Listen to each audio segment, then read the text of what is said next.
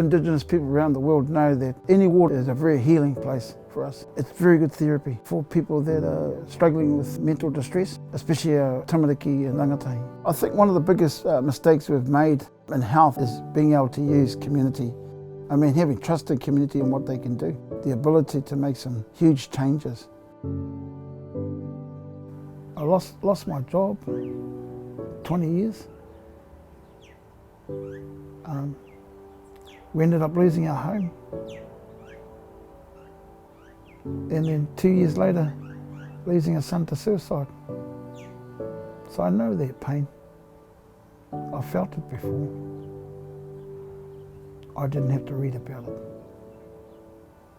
We talk about being kaitiaki of the land, we're the kaitiaki of the water, we're the kaitiaki of this, that and everything else. Wow, we should be the kaitiaki of our problems too. Tai Tumui Trust has worked with a number of kids, nearly 3,000 whānau. In that wānanga space, you get the opportunity to have them believe in themselves. If we focus on the potential of somebody, we get a better outcome, opposed to looking at the criminal record, the mental health of the person, but focusing the light on the good things. Before we had books, we had people that knew how to heal people.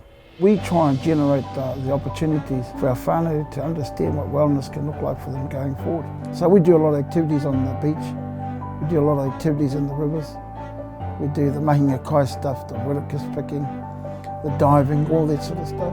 So it brings our people to the table so we can have those conversations.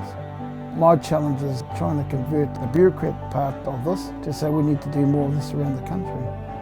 We've been lucky over that period of time that we've had at least 30 or 40 volunteers on a lot of our big camps. If you've got people there because they want to be there, not because they're being paid, the kids pick up on it really quick. So wellbeing for me, it starts in the home. It doesn't just start with our clinicians, psychologists and psychiatrists. PA is a place where people live together and work together.